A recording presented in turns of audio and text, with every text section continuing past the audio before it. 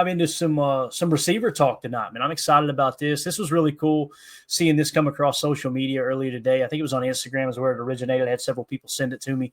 Green Bay Packers rookie wide receivers Matthew Golden and Savon Williams out and about on the town with their lady friends. Really cool to see them kind of already spending time together and building that chemistry. You know, the reality is Goody drafted these guys in the first and the third round. He expects them to contribute right away. And obviously more so Matthew Golden than Savion right out of the gate. And I did get confirmation now. I feel really confident that it is Savion. You know, we were calling him Savion, didn't know if it was Savion. A lot of the announcers were calling him Savion. Ryan was calling him Savion, and he felt pretty convicted in him saying, I think that's right. But I heard Goody say Savion, and I'm like, okay, if the general manager calls him Savion, I'm going to call him Savion. And then all of a sudden, Matt LaFleur confirmed on the Chris Sims podcast, I think it was, that it is Savion. So there you go. Goody might have had a daddy soda or two when he called him Savion. Who knows, right? The draft was a long, grinding process. But nonetheless, man, really, really cool to see these guys already hitting it off and spending time together, that type of thing. Now, I put together an article over at our Patreon community. If you guys want to join that, just scan the QR code in the upper right or go to patreon.com/Packer Fan Total Access. We're going to be giving away an autographed Dontavion Wicks jersey tonight for those who are already members of the $3 tier or higher. So we're going to be putting everybody's name on the wheel and spinning that sucker.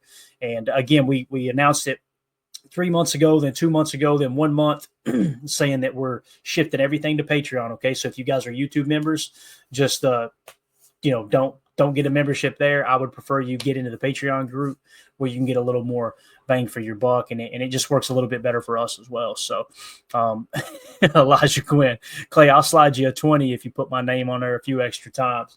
Oh man, we got an awesome, what am I trying to say? Promotion we're doing here with a really cool charity coming up, and that's with obviously My Autism Connection, also known as MAC. Where we're giving away this autographed Dorsey Levens jersey, right? A home green Dorsey Levens jersey.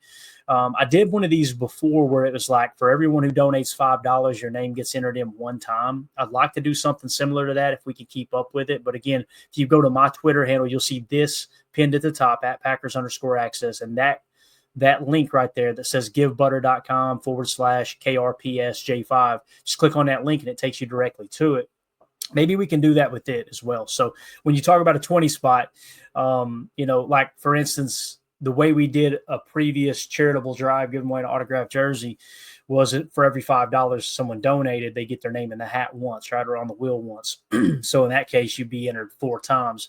I just don't feel confident saying we can break it down that much. Maybe we can, but if you do donate on there, just make sure you add PTA to your name on that site when you log in or register or what have you. And that way we know, all right, you're a part of the giveaway, that type of thing. So that's funny, Elijah. We'll see what we can do. We got a lot of giveaways coming up. Thanks to our good buddy Rick Kruger, who donated a bunch of autographed cards as well, man. There's some really, really cool pieces of memorabilia there. Just a way for us to give back to those who are giving to the show. But let's jump into the article we put together over there. And, I got to thinking earlier today, and we're going to talk about Jayden Reed here in a minute, and how I feel like fans were way too hard on him last year. It was kind of embarrassing, I felt like, how much a minute amount of the Packer fan base, but enough to go, boy, you are embarrassing the hell out of us showing your ass the way you are. Like, you know what I mean? It's just like when your team loses or your team struggles, they kick and scream and they got to blame one player. And we got an article teed up for Jayden Reed here in a minute to show you just how effective he was last year, how he improved on about 90% of the statistical categories last year. So we'll break that down. But I was thinking, what are some realistic expectations for Packers rookie wide receivers Matthew Golden and Savon Williams this year? I want you guys to throw in the chat, and I may not be able to hit them and pull them on screen, but I just want everybody to kind of log what they think will be a realistic prediction, I guess you could say, a projection. What are the expectations for these two rookie wide receivers coming into the Packers offense? And I thought it'd be cool. Let's just take a little walk down memory lane and then talk about what they bring to the table here. Okay, so the Green Bay Packers drafted wide receivers Matthew Golden in the first round of the 23rd pick, Savion Williams in the third round with the 87th pick, 2025, to enhance their offense. With a stacked receiver room, what can fans expect from these rookies in 2025?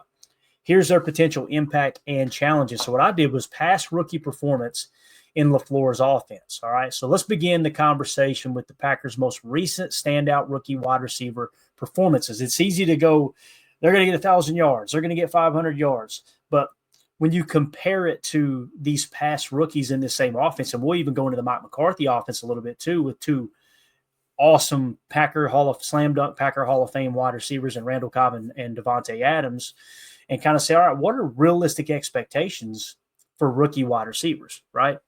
And I see some of the stuff rolling in already, like Chuck says, 700 plus yards, maybe 3 to 4 touchdowns for Golden. All right. I think he meant 3 to 4, not 34 touchdowns. That would be wild. But 700 probably, I think that's realistic, especially here recently. You know, Coach Lynn says 600 yards and 6 touchdowns for Golden. All right. I agree. I think that would be a great rookie season. I love how our fans on this show, it seems like we're a little more in tune with reality and not expecting too much out of rookie players. I feel like we do a good job of breaking it down, look at past precedent and kind of, all right, where's the offense at? Where are they going to improve? Where will they maybe take a step back and coming up with these projections? I think that's important to just have proper expectations. H.E. Soder says Golden, 45 receptions, 630 yards, 4 touchdowns. I like it. There you go. All right, good stuff. So let's look at Jayden Reed in 2023. What did he do, guys? And it may be a little hard for you guys to see this on the broadcast, but obviously on the Patreon group, you can see it a lot better, which, by the way, there was that catch against the Saints in the fourth quarter I was talking about where he ran the go out of the 2 in that dagger concept. It was either a dagger or a Haas concept that he ended up running the go on, made a diving catch with the game on the line. They obviously go on to win that game. So Coach Lynn also adds 400 all-purpose yards and 3 touchdowns for Savion Williams. I like it. I love that you put all-purpose yards in there, Coach, for sure. So Jayden Reed in 2023, what was his rookie year? What did it look like? He ended up with 64 receptions for 793 yards and 8 touchdowns, right? And I remember us specifically talking about, I don't know if he actually set the Packers record or not, but he was knocking on the door for the rookie records for our boy Sterling Sharp, who just got voted into the Hall of Fame, right? Another reason why I don't understand the hate geared around Jayden Reed. He's done nothing but exceed expectations in my eyes, but we'll talk about that here in a minute. So there's one set of a kind of a stat line that you go, okay, if Matthew Golden comes out and he has 64 catches for 793 yards and 8 touchdowns, I think that's a great rookie year. It's damn near the best rookie year a receiver has ever had in Packers history, right? And there's no arguing that. The stats are the stats. Let's move on to Christian Watson in 2022. 2022, Christian Watson ended up with 41 receptions for 611 yards and 7 touchdowns. So it looks like everybody in the chat who are predicting Matthew Golden's potential numbers here, guys are spot on. Like, let's go back to Solder, right? 45 receptions, 630 yards and 4 touchdowns. That would be 4 more receptions than Christian Watson had his rookie year. And that would be about roughly 19 more yards and 3 less touchdowns. So, over on a couple of statistics, under on 1. I think you're right there in the ballpark, Solder, for sure. So that's what Christian Watson finished with his rookie year. Again, 41 catches, 611 yards, and 6 touchdowns. Let's go back. Let's turn back the clock, digging deeper here. All right, let's dig deeper into other wide receivers who went on to have outstanding careers with the Packers. Yeah, I think we would all agree Randall Cobb had a pretty good career, wouldn't you say? Let's see what he did his rookie year. And again, run this through the filter a little bit with Jayden Reed, but also setting the proper expectations for these 2 rookie receivers. Randall Cobb, his rookie year, ended up with 25 receptions for 375 yards and 1 touchdown. Second-round pick, right? Same as Jayden Reed, if I remember correctly. If Matthew Golden comes out and he sniffs, somewhere between 500 to 700 yards and finishes with, I don't know, anywhere from 3 to 5 touchdowns, which I think he probably will if he stays healthy and Jordan's healthy, then you could say he's going to smoke Randall Cobb's rookie numbers, right? And I also understand, I want to say this too, that, when you look at someone like Randall Cobb in the receiver room he stepped into, it was a loaded receiver room, right? No doubt about it. Some would argue that when Davante Adams come into the league, it was somewhat loaded. Right. So let's talk about Davante Adams. But again, Randall Cobb, his rookie year, only 25 catches, 375 yards, and 1 touchdown. All right. Davante, I love that shot right there at Davante, too, breaking the tackle against the Titans in the Snow Bowl game there at Lambeau. So he was a rookie in 2014 Davante Adams' rookie numbers, 446 yards off of 38 receptions and only 3 touchdowns. And he went on to, I think we would all agree, he's probably a Hall of Famer. Maybe not a first ballot, but I think he ends up getting into the Hall of Fame. It's going to be close, right? One of the all-time great Green Bay Packer wide receivers. So again, here you've got Davante Adams with far less production than Jaden Reed had his rookie year, right? So just proper expectations. Now let's get into these 2 rookies here. Matthew Golden going up in Massena, Oklahoma Sooner here. You love to see it, right? So Matthew Golden, the speedy playmaker. Matthew Golden, 5'11", 191-pound Texas star, brings elite speed with the 4.29 40. His final college season, 58 catches, 987 yards, 9 touchdowns, show his big play ability. As the first-round receiver since 2002, he's eyed as a potential rookie leader in yards. All right, expectations. Golden should excel as a deep threat and catch and run weapon, especially with Christian Watson out until November with the ACL. Matt LaFleur will use him on slants and screens as well. Projected stats, 50, and this is AI. I asked Grok, hey, what do you project to be his statistics, his stats? 50 to 60 catches, 700 to 900 yards, 5 to 7 touchdowns, and obviously kickoff return to add value as well. So when you look at that compared to Davante Adams, you're talking about doubling Davante Adams' production as a rookie. And I don't want to say tripling. Yeah, damn near, if you hit the high side, you're tripling Randall Cobb's rookie production. So keep that in mind. Here's the challenges he faces, right? And we, every prospect, every player, they have things they do well. They have things they do not so well, right? A 9.4% drop rate in raw route running may limit consistency. He'll compete with Jaden Reed and Romeo Doubs for targets and must grasp LaFleur's complex offense. That latter part, I think, is the most important aspect because you never know how a rookie's going to grab a hold of things. In this case, that 9.4% drop rate, it seems like it's pretty much common knowledge that somewhere between 7 to 10% is the sweet spot, meaning if you have less than a 7% drop rate, you are in the upper echelon of wide receivers coming out of college football, right? Once you break the 10% mark, you're considered kind of, all right, we're dropping way too many passes here, okay? That's kind of how that falls into place there. So that's one of the challenges. The route running, I'm not so much as concerned about. However, running routes in the NFL are going to be totally different than college. I don't know if you guys seen Travis Hunter running routes in the mini camp footage down there in Jacksonville. My man stumbling all over the joint, looked like he'd been in the daddy sodas before practice. Like when you're going out there and the pressure's on and you're now competing against NFL caliber players all the way across the board, your coaches are out there, you're trying to get off on your best foot, your best foot first, and you're trying to impress. There's pressure there, right? So although I think Golden is a really good route runner, don't be surprised if he struggles with that a little bit because I'm telling you, Matt LaFleur is going to want him to run routes way different than he ran them at Texas. Coach Lynn can attest to that, So just keep that in mind. And again, the 5'11", I think he was closer to 5'10", if I remember correctly. It could have been like 5'10.5", but this height just pulled probably what was reported all off season long, which is still amazing. Like you'll see Savion, it says 6'4", although the RAS card actually is 6'3". Every announcer keeps saying he's 6'4", so I feel like I'm selling him short by saying 6'3". But here's our boy Savion Williams. Look at that dog right there. Are you kidding me?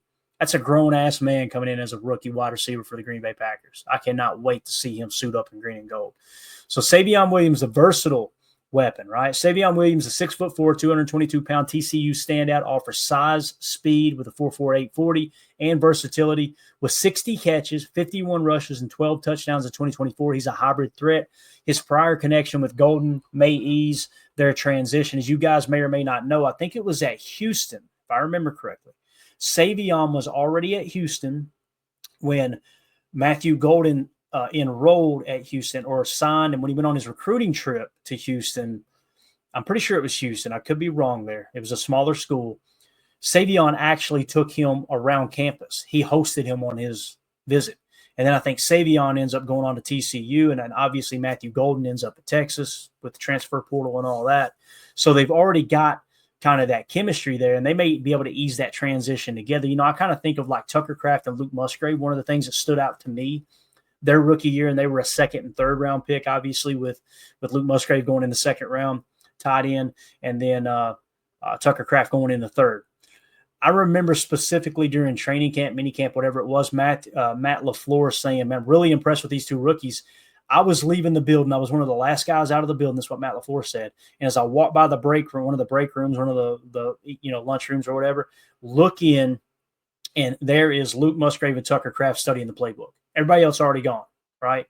And they came in and kind of gravitated toward each other, right? And it's kind of that buddy system. And, Matt LaFleur wants to press into 12. We run 11 way more than 12, but you guys know how that goes. If for some reason you get a little banged up in the receiver room, you want to press into 12, you've got the dogs to do it, in my opinion. And I really hope Luke Musgrave takes a step forward this year. But nonetheless, that connection between Golden and Williams here, it made me think immediately of Tucker Kraft and Luke Musgrave. Expectations. Savion Williams will be a gadget player used in screens, jet sweeps, and wildcat plays. I don't know if we'll run any wildcat. I will be very excited if we do. I think that would be cool, but we'll see on that. His physicality suits short pass gains. Expect 20 to 30 catches, 250 to 400 yards, 10 to 15 rushes with 50 to over 100 yards, and 2 to 4 touchdowns. Kick returns offer another role. Guys, if he hits the high side of that 400, then he pretty much matches Devontae Adams' rookie year, right? So, again, just putting things into perspective. And I think personally that Savion is going to be split out wide way more often than people think. I think he's going to come out and kind of compete for maybe that X position a little bit, especially if for some reason Romeo Doubs does get shopped. And I'm going to say this, something that's not getting talked about at all. And it's not to pile on, and I hope Doubs is here unless he doesn't want to be here. If that's the case, let's get something for him and just part as friends, right? But to the best of my knowledge, there has been no proof of Romeo Doubs being at the offseason activities so far. Now, we got some more stuff coming up here. I think it's May 28th, and then you got mandatory minicamp in June. We'll see if he shows up.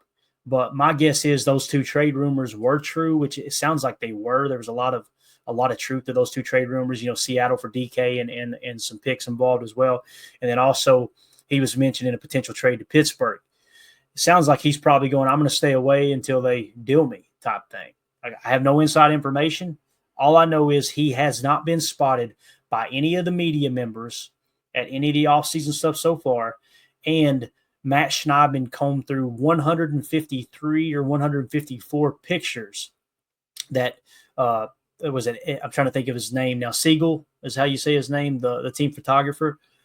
Took a bunch of pictures. Romeo Doubs, Elton Jenkins, Jair Alexander were not in those pictures, right? So take that for what it's worth, all right? So if Doubs is not on the team, Christian Watson's out till November, I could see them mixing in Savion Williams into the X, Matthew Golden into the X as well, although they'd like to use him as a Z and a moving Z and mix him in and out with Jaden Reed with the F position. But probably Savion, Dontavion Wicks, they would want one of those two, if not both of them, in a heavy rotation to work out at boundary X. Dontavion Wicks really he got more targets than any other receiver on the Packers team last year because they started working him into that X role. And that's kind of what ticked off Romeo Doubs, it sounds like, hindsight being 2020 now. And also Romeo, the concussions and being suspended for a game as well, that, funneled some targets to Dontavion Wicks as well. So to me, it felt like last year when Dobby was not on the field, Dontavion Wicks was your X, and Bo Melton became your backup F, okay? And it kind of felt like they put Malik Heath on the outside a little bit more, and they rotated some other guys in and out. And we've seen Jaden Reed line up at Z several times. And, I know some people still like to pretend like that wasn't a thing. But nonetheless, I think Savion could compete for X. I really, really do. All right. Next, challenges. A 10.4% drop rate in unpolished routes limit his early role. He'll vie for snaps against Reed, Doubs, and Mecole Hardman while learning the playbook. That's the other thing. It kind of feels like Mecole Hardman, he's going to make the roster, especially if we carry 6. That might be your Z and put Matthew Golden at the X and then work everybody else in off of that, right? But I'm telling you, Dontavion Wicks is not going to go down without a fight. Matt LaFleur believes in Dontavion Wicks. There's no two ways about that. So we'll see how it goes. But again, that 10.4% drop rate we talk about, Gotta be aware of that. You know what I mean? So, all right. Fitting into the offense with Watson's sideline, Reed's 857-yard 2024, and Dobbs' uncertainty, there's opportunity.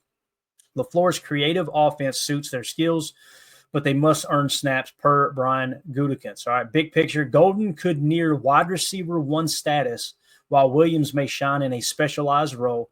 Playing with Jordan Love and LaFleur helps, but growing pains are likely. Their bond sets up growth in 2025 is what it should have said. Well, obviously carrying over into the 2026 calendar as the season ends in January. So there you go. There's just a little breakdown on the rookie wide receivers and creating proper expectations